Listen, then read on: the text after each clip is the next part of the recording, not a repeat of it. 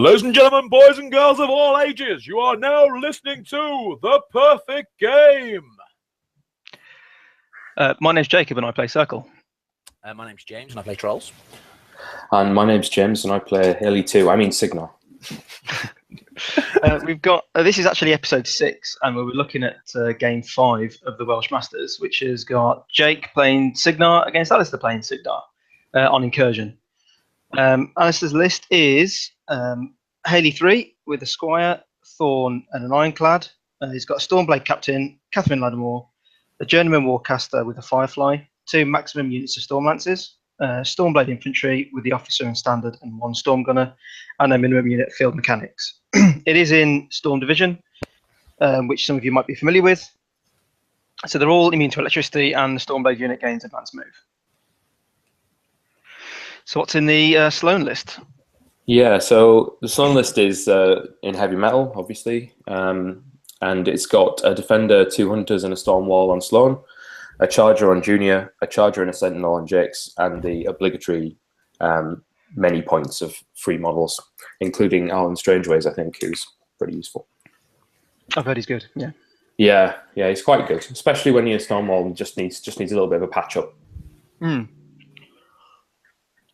So that theme force gives you, what is it, the extra deployment zone and the reposition, is that right? Yeah, extra deployment zone and the reposition. Interestingly, Jake's list doesn't take advantage of being able to shoot into your opponent's deployment zone turn 1. To do that, he would have to have one of the Hunters on Jake's, and he'd have to be, playing a different caster. So it's sort of not the best place to have the extra 2 inches. But it's still pretty good. You still get to aim more than you probably should. That's quite nice. No, that's true. And we've got the Stormblades have advanced moved up a little bit in the centre there. So by the looks of the deployments, you've got Storm Lances at the top and bottom of the screen, the Jacks and Haley3 in the middle, along with the Stormblades. So... Yeah, you were saying before we started this that Alistair's list was interesting in that obviously it doesn't do the usual cloud wall, which obviously wouldn't be very useful in this matchup anyway because of True Sight. Yeah, absolutely. So Sloan's Field Marshal is True Sight. But actually, noticeably, there are 3 Jacks that are not on Sloan that are not benefiting from True Sight. And so that's pretty interesting. So basically, he's only got, 4, 5, 6 quality True Sight shots every turn. So it's not... a massive amount, but it's probably enough to deal with them in unit of trenches, so it probably still makes the trenches useless. Now, I think what's interesting me here is that thing that he's just put, I think that's Haley behind. Is that a wall then, do we think? It's an obstruction, I think. Obstruction. Yeah. That is pretty amazing for Al. To have that and to be going first is quite good. Yeah, and I think he's put both of the echoes behind that as well, hasn't he? And then he's moving the echoes out now. But yeah, there'll be repositioning. I assume he's put tactical supremacy upon the unit so that they all reposition 3. I think so, yeah. I might be wrong, but it looks like that. Yeah, I would expect Haley to sit in or around that for more or less the entire game. So... obviously, Jake went second here, so he chose Table Edge. Are we assuming that he chose that one because he wanted to take the building away from Alistair? I think he probably wants to anchor on the building with his Stormwall in front of it and try and persuade Alistair to double up his cav on the top of the board on those 2 flags and just basically try and hold down the bottom of the board with the Charger. I think that might work against a lot of opponents, but I suspect Al will have seen that already and will be spreading out pretty evenly, especially with the Stormblades having really good guns. With Sloan being in heavy metal, not Storm Division, none of his stuff really is immune to lightning.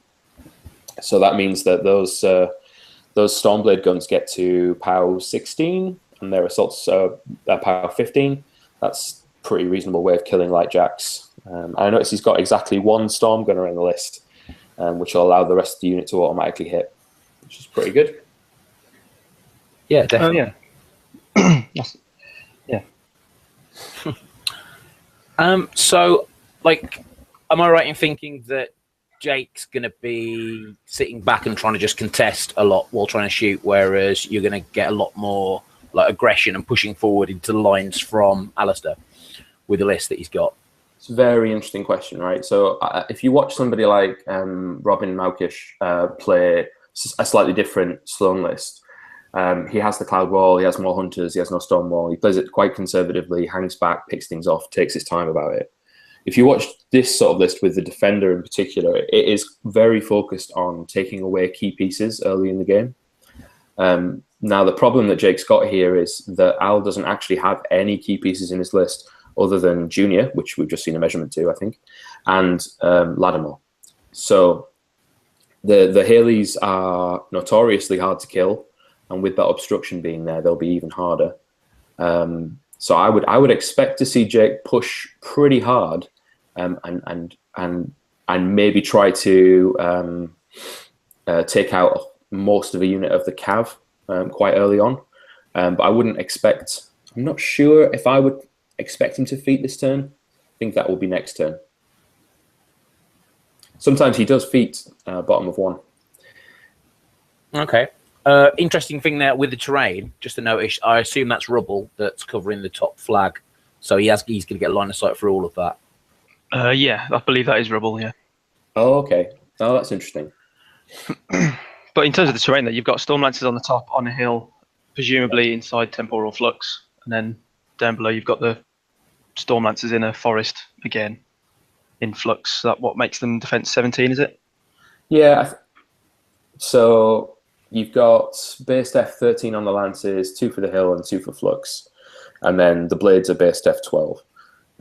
So if he's within aiming distance with those Hunters, he's almost certainly, and aiming distance here is 16 inches because he can fire group. He's almost certainly going to try and snipe out 2 Lances with the Hunters, because I think they look like they're out of the very short range threat of the blades to melee there. And if you're right and that is rubble, then they'll have trouble getting across that unless he gives them ghostly. Interestingly, it looks like we've got the Stormwall going up in front of the tower already. I noticed there's a wall behind that tower as well, so I guess that's quite hard for Jake to get that Stormwall through there. He'll need to be careful about where he lands that, otherwise it might get pinned in the sort of mid third of the board, rather than being where it wants to be, which is probably between the middle flag and the bottom flag. Well, I think that would be one of the issues. If he doesn't put it within 4 inches of that middle flag this turn, he's going to struggle to contest it throughout the game. Like, the Stormwall needs to be there contesting, probably. I think so, yeah. How would you see this playing out? I mean, like you said, he's got to somehow lure. He's got to lure Haley3 out from behind that thing if he wants to get it done, get work done. And the main way I can see him doing that is to try and. Well, I'd be expecting him to put pressure on the bottom flag with her, her control area, can she, while staying behind the chest? Yeah. So is Thorn in this list? I assume he is. Is that the guy that's on the top hill? Yeah, I think that is Thorn. So I think Jake's about to make a fairly bold move. He's going to try and get more Stormlances by, it looks like what he did was move the Energizer move forward from the Jake's Charger and then move the Charger forward and try to take a Lance, but missed. I think Thorn's going to be able to get in there if he really wants to and disrupt both of those Jacks. Okay. We'll see if he goes for it, because it would be a big play back. But if we can get an echo there so that Thorn's def 17 to charges or 15 base, then it might be worthwhile. I mean, that's you're essentially giving away Thorn, aren't you? Because you're not going to be inside the control area next turn, and Jake should have to go a very long way up the board to get Thorn back in the control. Oh, sorry, Thorn's not in Jake's control area, obviously. But well, the challenge that you've got is if you can get Thorn into there, because Thorn can arc in melee. Yeah. You can not only disrupt both of these 2 Jacks, but you can actually try and kill Allison Jakes. Oh, okay. Which would be a massive play, because that would take basically 3 Jacks out of the game, which is a substantial part of Jake's volume of fire before he's feared. That makes a lot of sense. So I think sort of 2 risky lines there. I think the conservative line would just be to consolidate the position in the middle of the board and wait for the scoring to start. Yeah. We'll see what he goes for. Okay. And he's obviously laying down the new covering 5 walls here from the Stormwall. Yeah, the walls are really good. They're better than the old way of doing it, for sure. Well, I mean, the troops are immune to this, aren't they, though? So they can just charge straight through. Is that right? No, they're not lightning damage. It's normal damage, POW 10s. Actually, those Stormblades are armor 15, and it's an auto hit, so they basically they can't go through it. Yeah, that's fair. You'd have to put Arcane Shield on them to even try and get it through it, and it's never worth moving Arcane Shield off Haley3. I would imagine in this scenario. Not in this matchup when one of your key loss conditions is, assassination. Yeah, absolutely. I would expect to see Haley camp 1 to 2 a turn, have Arcane Shield all the time, and never move out from behind that wall. So what in the Cara Sloan list can threaten the Echoes then? Is it basically Cara Sloan and then whatever Jack Arlan Strangewayes gives magical weapons to? Yes, that's exactly it. So that it doesn't sound like a lot, but it's comfortably enough attacks to threaten the Echoes if you need to. You both seem to be forgetting the Journeyman Warcaster on the charge with his melee weapon. Oh yeah, sorry, he's got a mechanical sword or whatever it is, isn't he? Yeah. Yeah, sorry about that. Yeah. Well corrected. I think that's come up for me exactly 0 times. Because Junior can't charge from his normal position of within 3 inches of the back of the board. But he has got Arcane Bolt. I have legitimately Arcane Bolt. He has got Arcane Bolt, which does seem a little bit more legit. But yes, that's a fair point. So this is interesting because Jake does seem to be going for the aggressive play, but now he seems to have switched his focus a little bit to, I think that is Thorn on the hill there. If Thorn dodges here and misses, then I would very much expect an aggressive move from Thorn. I'm sort of tense just watching it. Which Jack's this that's been moved into range now? Is that the O's Hunter, is it? Yeah. Yeah, I think so. It looks like it hits. Yeah. The old Def 17 Thorn on the hill. Oh god, Easy target. Jake and I just finished playing at the ETC and he killed my Thorn on a hill, no problem. Yeah, what's Def 17 anyway? Yeah, Cara Sloan is an amazing scalpeling menace. She will kill your dearly important stuff. Pretty interesting. It's interesting though because if Al wants to get any points from the scenario, if he wants to even go for the scenario, a lot of his pieces are units, so he's going to have to commit a lot. But I think we've just seen the measuring to Jake's begin. Yeah, here we go. Here comes Thorn. So I think it would be Thorn, disrupt the charger, arc something, side step into the right place. Yeah, seems good. And there's a nice little angle there. I wonder if he'll even go for the force hammer on the second charger into the defender if he gets really lucky with Jake's. Yeah, could do. And obviously, Jake's has got 2 Jacks on her at the moment, so this is huge if she does die. Yeah, especially since Jake hasn't feated yet, it's massive. Because even though the Jacks on Jake's won't benefit from the feat turn is when he wants to do most of his sandpapering. Yeah, so he wants as much concentrated fire on whatever unit is most important to kill on that turn, especially with revive in play.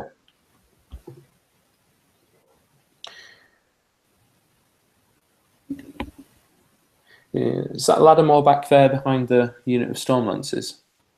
At the top? I think it is. Yeah. Yeah.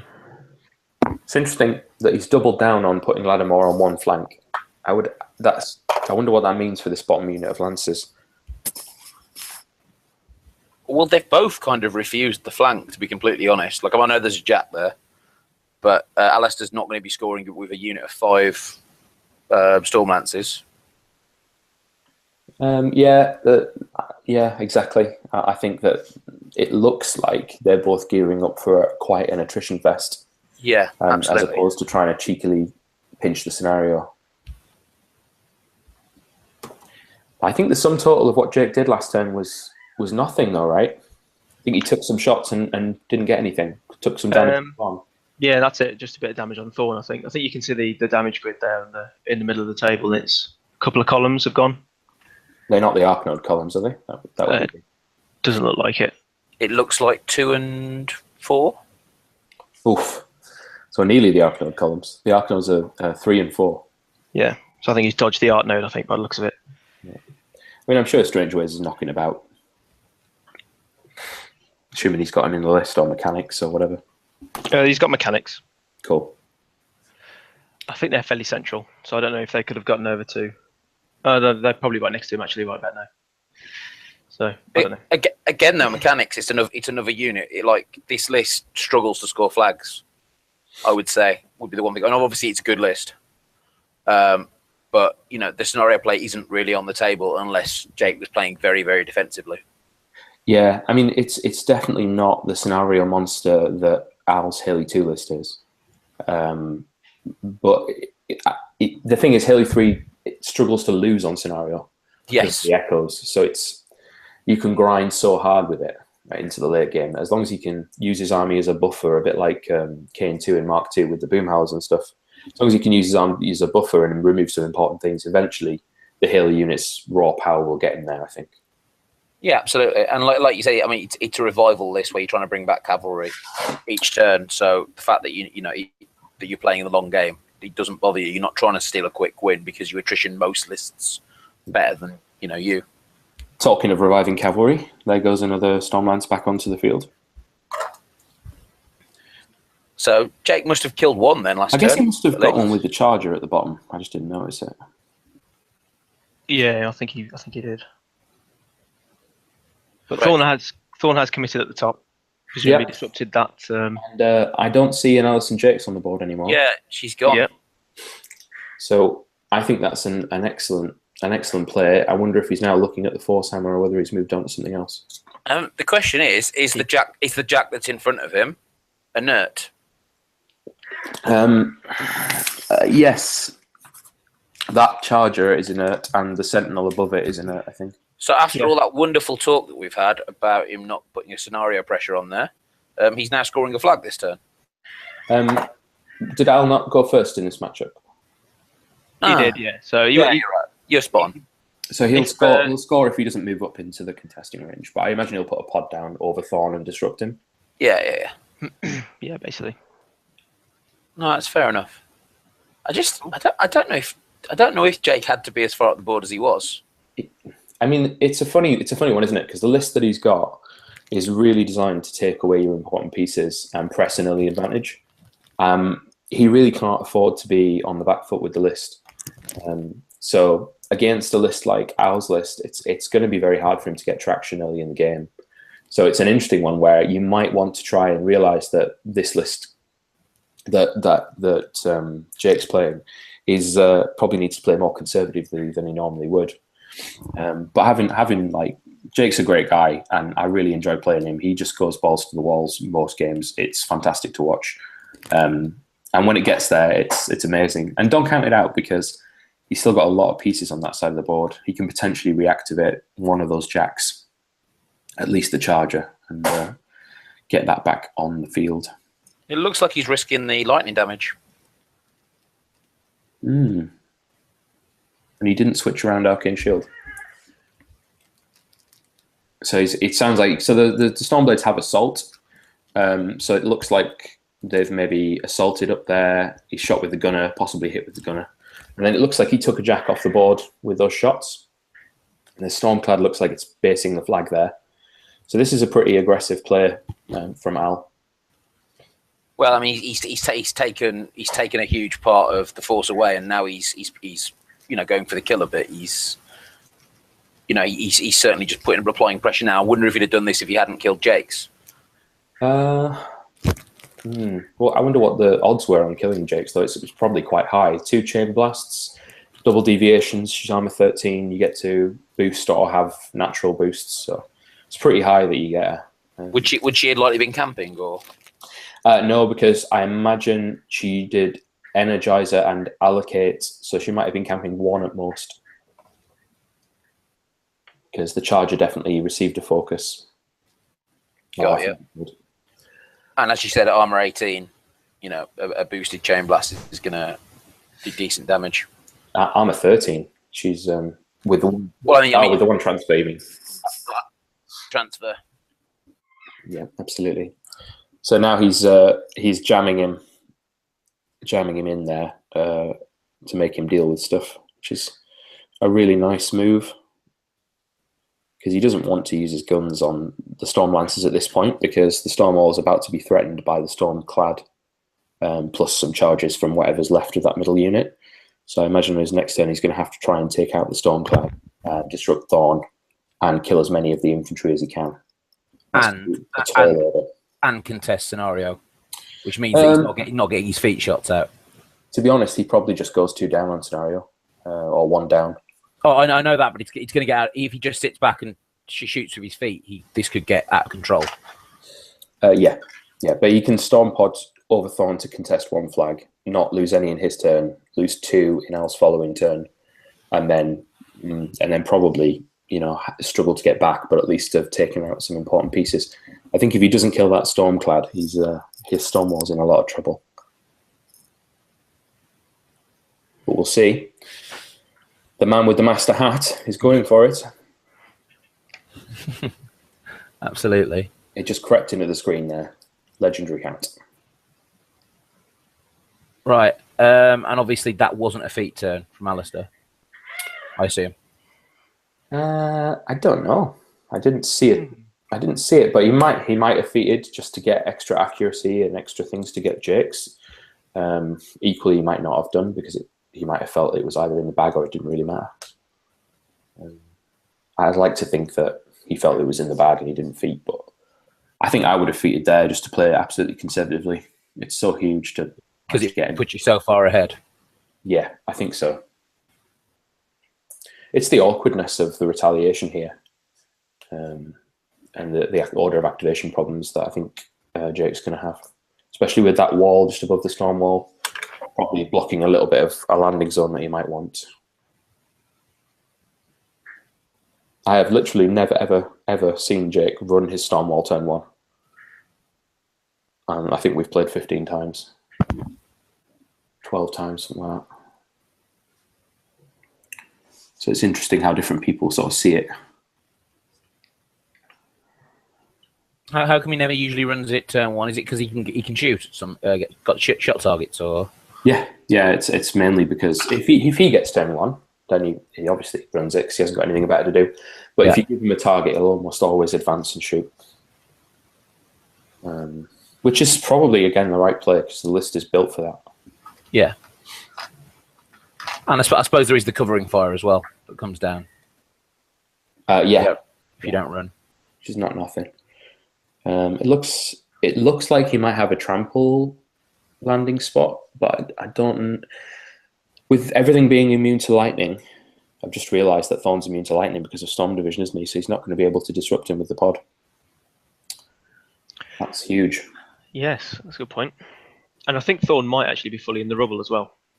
Oh man, if he's in the rubble in flux, that is a really bad problem. Because you'd quite like to go in with the defender's Cortex hammer and knock his Cortex out. But it looks like that's just out of the defender's walking threat range. And if that's rubble, then he's not going to get there charging. Yeah. He's only got 1 inch melee. I think Al's played that really well. I wondered why he was reaction driving backwards. That's a really nice play.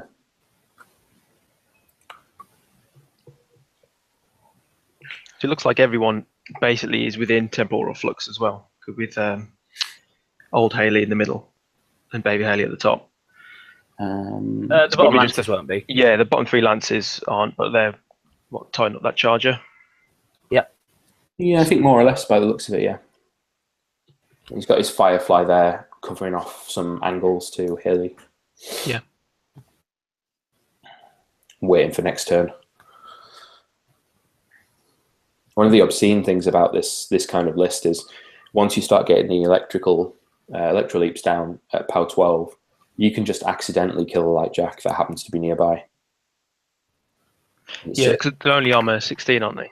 Well, the hunters are armor 15, so dice off 3. You're thinking if your storm lancers are doing what 2 electro leaps each, then they can comfortably kill one with just leaps. Yeah. Yeah, that's a good point. I'm assuming you see that spell below the bottom unit of Cav. Yeah. I would assume that's tactical supremacy. Or do you reckon it's Arcane Shield? Because do you reckon he's going to come out and then, charge back in with the Cav? I really don't know what that is. Like, I would have expected maybe Ghostly on them because they were in that forest at the start. But that's an upkeep token, isn't it, that he's got there? So I guess it might be tax supremacy, but I don't know what it's on. Well, if it's on that unit of Cav, can't they? It's reposition, isn't it? So it only takes the end of activation. No, that's fair enough. Yeah, they're substitution effects. So if you get end of activation moves, you only ever get one of the selection that you've got. You can't do it twice. That was a clarification they put out a while ago. Until then, I was very excited about repositioning 6. No, absolutely. So this is interesting. Jake's just moved one of his heaviest pieces away from the scenario zones there. So he seems to be signaling that he wants to play through the attrition as opposed to going for any sort of big plays this turn. Which he must be going for that Stormclad, I think. On the plan of putting the Stormwall in the way and making Al deal with the Stormwall. Because an Arcane Shielded Stormwall is not nothing. Yeah, absolutely not. And yeah, especially when you can't get all the lances on him because of the building in the way. Yeah, he's got Ghostly, unfortunately. So if he does it correctly, he will be able to get the Storm Lances on it. But I think looking at the scenario, he will probably just try to kill Junior with those lances. Out of interest, I assume they're going to play, because wouldn't building height come into play in that situation? In terms of, because obviously Colossal. Yeah, because it is definitely taller than the Colossal. It would. So the ruling about heights, I think, is basically if it's Colossal sized, it would block line of sight to Colossals. If they normally, you either agree at the beginning of the bin that everything is so-called infinite height, or you give it a size. And I can't imagine they've done anything other than give it either infinite height or colossal size there. But I think the reason that it's probably better to go for Junior there is if you give the bottom unit Ghostly, they're going to get to ignore 3 strikes, and they look like they're within 10 of Junior. So unless Jake backs Junior off and basically says, hey, I don't want to put focus on my charger next turn, he's going to have a good opportunity to try and take Junior out with those Storm Lances. And then Arcane Shield's going to drop, and he's lost another Jack. Yeah, it's pretty bad if Arcane Shield goes. Like, I think, I hope that Jake sort of runs Junior more or less to the back of the board at this point where he belongs, because you don't want to lose Arcane Shield if your plan is to tank with the wall. You also need to make sure you keep Strangewayes, which will be interesting. I guess he'll put Strangewayes behind the wall, but that's an interesting one. In fairness, though, couldn't Haley3 just repudiate the Arcane Shield off the Stormwall if you wanted to? You just pay the D3, right? Pay the D3 health. Don't think you have to pay, is it? They just take the damage if you get rid of the spell. Yeah, is that how it works? Doesn't work that way anymore, unfortunately. Fortunately, because I play DB3, so I love that. You're thinking of the Morvana 2 spell, Censure, which takes it, keeps off, but you can keep it if you pay D3. That makes sense. Yeah, then yeah, Junior. Pretty moot then. This is looking pretty grim for Jake. Do you think if he keeps Jake safe that it's different? Because there's a lot of stuff there, and it does feel very like he's closed the gap really, really well. It's very hard to say because there are no damage buffs in Al's list. So other than the Stormblades, after the first round of combat, nothing hits hard. So if he can get the Stormwall buried into combat, he's going to have an easy time, relatively easy time anyway, keeping it alive as long as he can keep Strangewayes alive and Arcane Shield on. It does explain as well why he was so keen to go for Fawn turn 1 or turn 2, sorry, because obviously he's like, if I can get rid of Repudiate, you're going to have a hard time dealing with the Stormwall. Yeah, that's fair. Yeah, that's very fair. I mean, killing Thorn there would have been amazing. Or just removing the Arc Node, and depending on how far away he was from the mechanics. Yeah, I mean, I assume there was a sneaky mechanic in range, but if not, then that would have been great. I mean, I wonder if that was Jake's thinking in his head, like take Thorn, keep Stormwall in the middle of the table, get Arcane Shield on. I wonder if he maybe should have actually feated there to do that. That might have been giving him those 3 extra shots to get it done with. But then I suppose if Thorn dodges, then he's just wasted his feet. Yeah, that's true.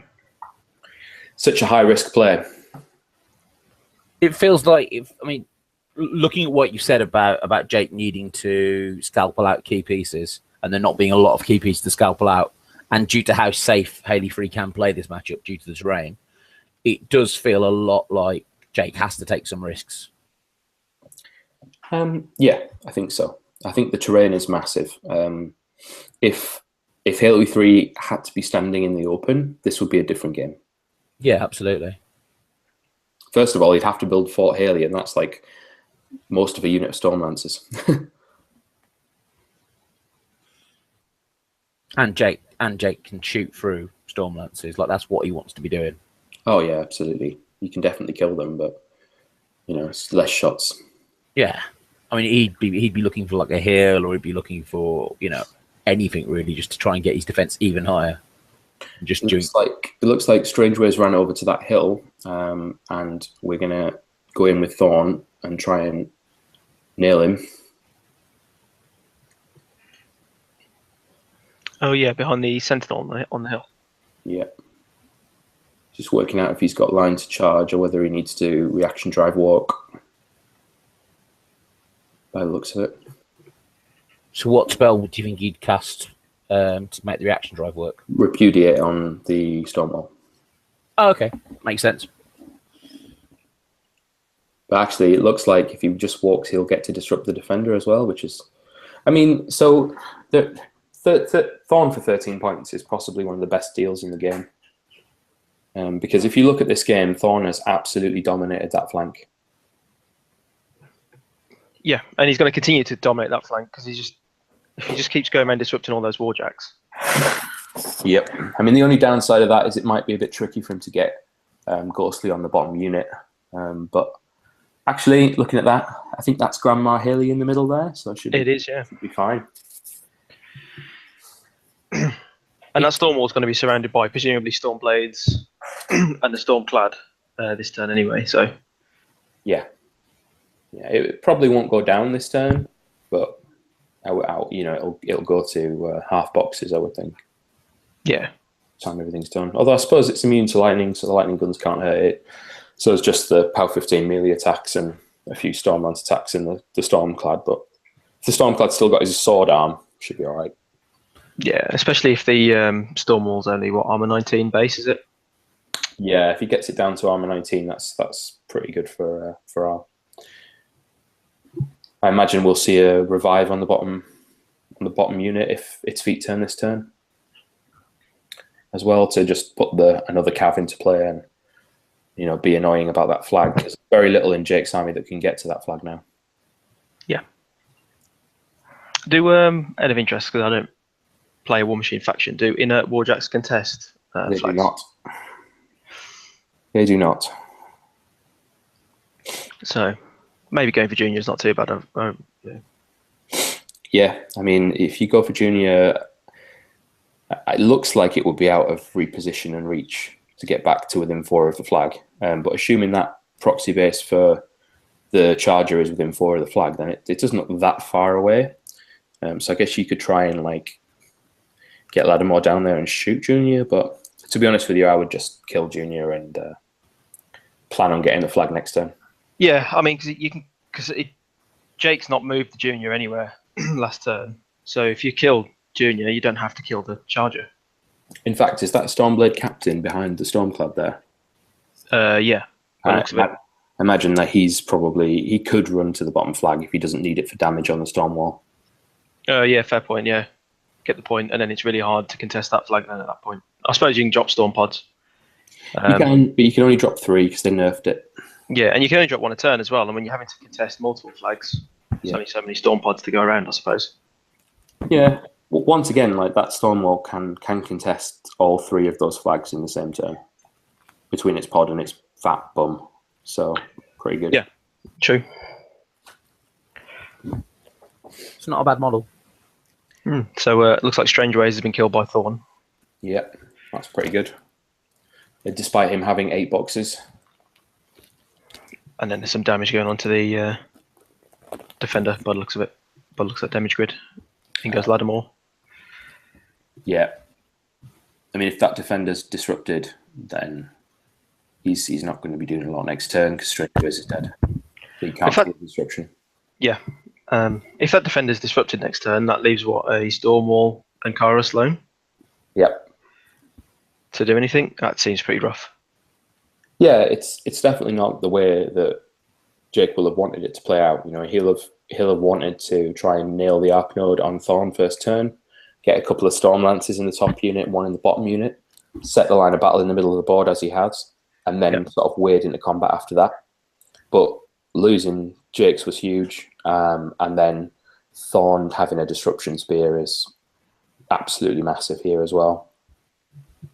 Do you reckon there's any chance that you might have like a low percentage assassination and just kind of go for it?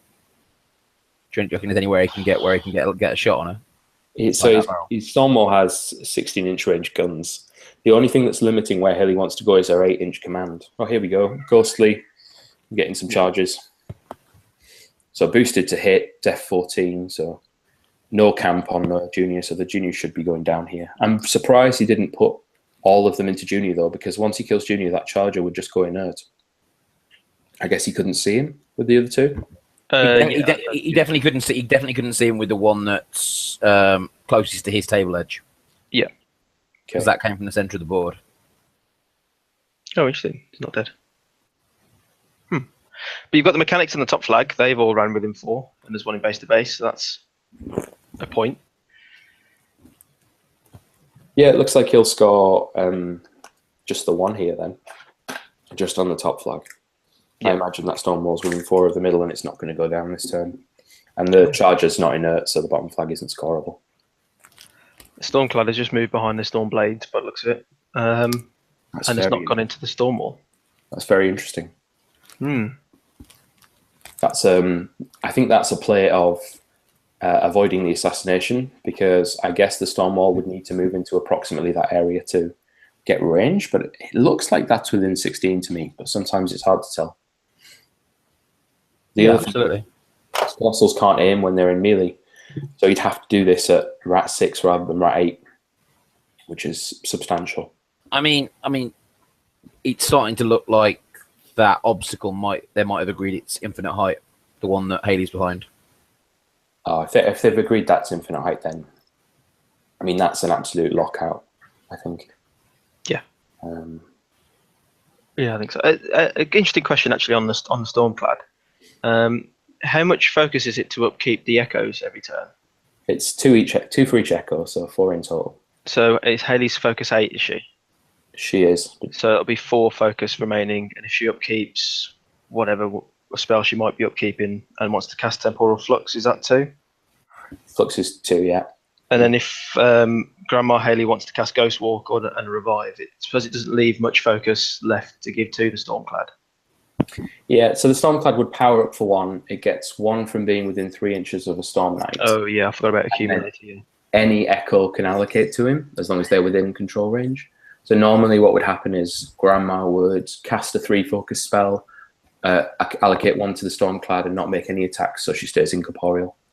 Makes sense. Okay, so I was just kind of wondering if it was just a case of struggling to fuel the Stormclad, but I completely forgot it had Accumulator. I mean, it might just be that he got the Cortex or he got the Sword Arm or something. You know, maybe that Stormclad's pretty badly damaged. He's got the mechanics nearby though. He has. Yeah. So Jake's plays here. I guess he can do a pretty big trample potentially if he gets through the back of those guys. I guess the Stormclad might be impeding that. That might be why he's there actually. But if he can execute the trample, he'll contest both flags, beat up the Firefly. But then I do not know how he keeps Cara Sloan safe at that point, because he'll have Thorn in his backlines and a whole unit of Stormlancers in his backlines, and Grandma Haley can just incorporeal out of combat and shoot her. So I suspect Sloan would need to double tap Grandma to make that plan happen, to avoid both Ghostly and Grandma's gun. It doesn't look like that's what he went for. It looks like he went for just a refuge, shoot a Stormlance and move up behind the wall a bit. Would it have not been maybe? I mean, obviously we understand why he went for 4 now, but would it have not been an idea to try and scalpel out the echoes earlier on, or has he been keeping them out of line of sight the whole time? They have been pretty well protected. I mean, the other thing is the echoes. If you've got so Baby Haley's probably had 4 on her, or at least 1 on her all game. Grandma Haley certainly had some on her. So you're talking about an 18-17 with Campfires. They're not trivial to kill when you've got a list like Jake's, where you've only got 6 or 7 really high quality shots. Spending them on a model that ultimately you can just bring back for 2 focus is a big risk. You need that to pay off. Otherwise, it can be really bad. Now, late in the game, Cara Sloan can kill an Echo like Baby Haley and effectively keep Haley's damage spells off the board for the rest of the game, which is really good. But early in the game, I think you need to be spending your focus on attritioning the rest of the list. No, it makes a lot of sense. So it looks like he has gone for some kind of charge or trample. Hard to tell which. That wouldn't be a great trample, to be honest. It's probably a charge. It looks like a charge, and it looks like he's just trying to get within 4 inches of both flags. Yeah. That's fine. So hopefully, I guess he would kill Lattimore, the remaining Stormlance, as many Sword Knights as he can. But obviously, with immune to electricity, the Electroleaps won't be helping him out here, which is normally how the Stormwall clears a bunch of things that it's in melee with. Yeah, and he's not getting the obviously the damage off that drop in the pod as well. So yep, it all just takes things away from it, doesn't it? Yeah, it does. So the Stormwall is really good in the mirror because it's got good normal guns, but against a list like ours where there's a lot of low value targets, it's actually still not great because most of your high output is dependent on leap or the pod. Sloan's generally quite good in the Cygnar mirror as well, isn't it? This is quite, because Al's running quite a strange list, quite a unique list anyway. Yeah, I mean, against your classic Cygnar heavy metal, because you have such few models and Sloan can really scalpel them out from under you, Sloan can be incredible in the mirror because if she can get the rolls that she needs to kill the important pieces, Cygnar does not like to have to operate without its overpowered models. it likes them all on the table. And we're expecting it to be quite good carrying on into Gravediggers, I assume, as well, due to the true sight. You mean on Haley3 or on Sloan? Or? Well, it depends what. Let's say they're running Haley2 in Gravediggers. You'd imagine Sloan's going to continue to be pretty good into that kind of matchup. Yeah, so that's really interesting. Just because you've got the blockhouse, which comes with a bunch of 16-inch up the board trenches where the back end. Yeah, that makes sense. So you've actually got the ability to skew against ranged in every Cygnar list for 14 points, which is pretty horrendous to have to play against. So Sloan would have to take that out. But as far as I read the rules, the trenches stay in play even if the blockhouse is gone. So that could be pretty bad for Sloan. You might see Kane 3 getting more play, or somebody like Cray or something. Interesting. I don't know though. I think I've played about 5 games of Sloan in my life, and on all 5 of them, there was an assassination early in the game. So Jake is a very experienced Sloan player, and he's played the long game with her lots of times. Done really well at tournaments with her, so I'm sure he's got a plan for Steamroller 2017. Well, that's it. I mean, his list doesn't actually feature any infantry at the moment, so. No, and in heavy metal, the only infantry you're going to get are mechanics or sword knights, neither of which are particularly appealing. Yeah, so it looks like the junior's gone, hasn't he? Yep, cleared up junior. Probably should have got him last turn, but I guess he got a spite of bad dice. But he got him this turn. So he's pretty much got the bottom flag. Stormwall continues to contest the 2. Or the one in the middle and the one at the top.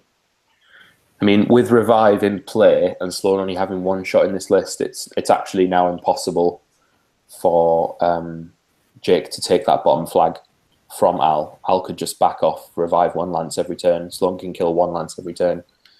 You know, tie the Stormwall up in combat with your dudes, and job's a good one.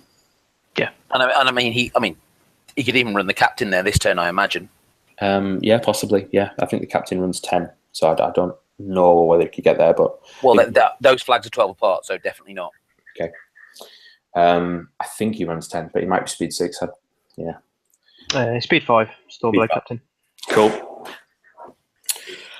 So I would imagine the Stormblade captain will just go in with his Power 13 Weapon Master quick work and try and do some damage on Sloan. Because he's mat 8, which is just crazy. You sit there and you think some factions like Absolute Character, Melee, Beast, Warcasters are mat 7, and Cygnar's just sitting there with mat 8, I think on Maxwell Finn, and I think on the Stormblade captain as well. And on Lattimore. And Lattimore as well. Amazing. They train them well in the Cygnarian army. They do. Everything in this list is mat 7 or 8, except for the mechanics, by the looks of it. Yeah, well, the Journeyman goblins, and Haley. Yeah. Oh, okay. Haley's mat 6, I think. Everything that wants to be hitting stuff is mat 7 or higher in this list. Haley is mat 6. I think so. Yeah, she is. Yeah, she's mat 6. She's only rat 5 though, I think. Sad. Yeah. So, don't know. It seems ahead of options for Jake other than assassination, and like you say, if that obstruction is infinitely high, so to speak, then that's pretty much off the table. Yeah, I think this is just a case of Jake will have looked at Al's pair, and I imagine at this point in the tournament, Al needed to play his other lists because he is an amazing Haley3 player.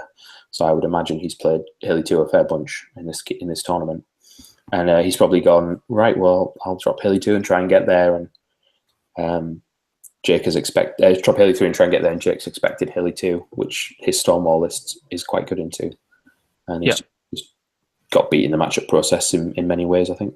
I don't suppose you know what Jake's other list was. I imagine it is Haley2, Centurion, Stormclad, Thorn, Junior, Firefly, 2 Min Stormlancers, some of the bits and bobs in Storm Division. So it was the pre-heavy metal Haley2 list, basically. It's the one that Jake and Jim Gradwell have been pioneering a little bit.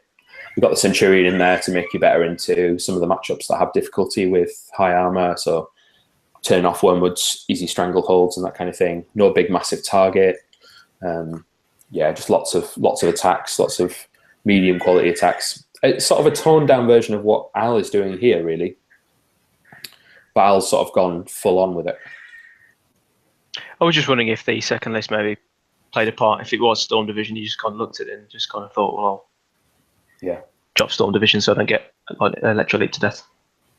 Yeah, the Storm Division. The trouble he's got here is if his other list is that Haley2 Storm Division list, that Storm Division list does not match up well with this Haley3 list, I don't think.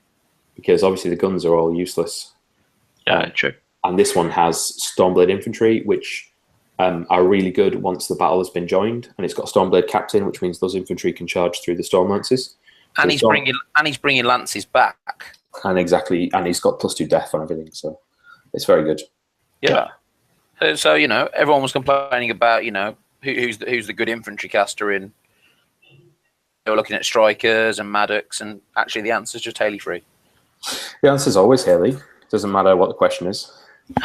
And I mean, I think what's interesting here is you've obviously talked about how pivotal Fawn has been in this matchup, and going forward with theme lists, Fawn can only be taken by the Haleys in most theme lists, and so it's another reason to play Haley. Yeah, it actually is a really big reason to keep playing Haley. Haley 1, not so good, but even then, I've seen some people trying her as a Ghost Fleet answer. And Haley 3 is obviously a really, really, really good caster, and Haley 2 is probably the best caster in the game. So it's tough. Yeah. Do you maybe, if you don't mind us going on to a bit of dojo now that we're this is winding down, do you not think Haley 1 might have some kind of play with the trenches theme? It's possible. So CID is a bit odd for me. I was looking at it today, but I try to sort of let it get a long way on before I look at it because I get excited. Like I saw Cray with Stranglehold and 3 inches of move on the Stormwall to shoot, and I was like, wow, I want to play Cray. And then they nerfed him 2 days later. So I try not to get too excited. But yeah, I think Haley 1 in, especially with the Trench Commandos getting quick work. So you're talking about some guys that go in with anatomical precision, kill something, quick work a spray on the unit attachments, and then potentially get an extra melee attack as well with anatomical precision because they've charged. It's pretty intense. Can you quick work more than once in a turn? Not really, not unless you get to advance as well, because you have to be out of melee to shoot. Ah, yes. Sorry, yeah, that makes sense. But you could go in, kill 2 infantry models, spray another. It's an 8-inch POW 12 spray, so I mean, yeah, it's pretty good. Yeah. And like I say, the trenches and everything are really good. The dog is obviously amazing, giving dodge and removing stealth. And then there's some viability for high power shots as well in that list. So getting extra shot from stuff is obviously quite useful. Yeah, and the trencher long gunners have got a choose branch or column. And obviously Cygnar has some access to Grievous from its casters with Kane 3. So it's possible that you also get a horrible kind of control-y snipey list, or with Kane 2 obviously, with his Grievous wound shots. So it's, I think Gravedigger's is going to be good, but I think where we'll see it the most is actually just Haley 3, making everything just that much higher death, that much harder to kill, reviving important things, the blockhouse bringing back things, just becoming a really melee attrition recursion list, like our mutual friend James would really enjoy. Yeah, and I mean, obviously as well, that there are a family of Haleys with a baby, a grandma, and normal Haley, and so the fact they're getting a dog seems at least sweet. Yeah, I mean, what do they need next? Like, if it's the Jetsons, they're going to need like a rocket ship. So. I mean, looking at New Siege, that doesn't seem impossible.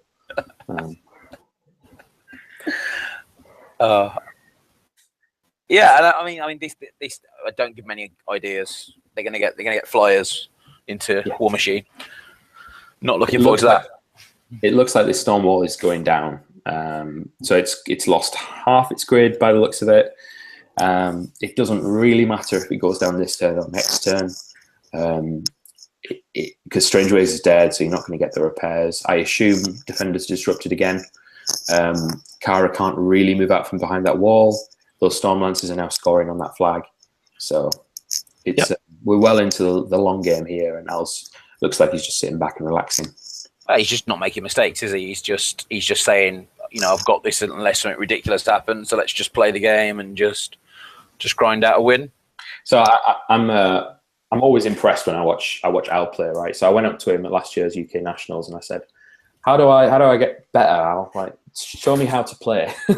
And he sort of turned to me and said, you want to see how to play, go and watch Pat play.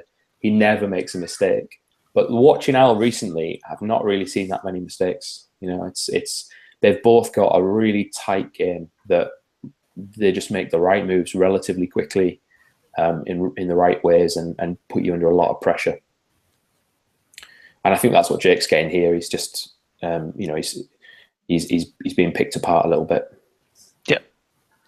Al's not really had to stop and think much at all. He's just kind of got on with it, and it's again it's that infinitely high, we assume, obstruction. Yeah.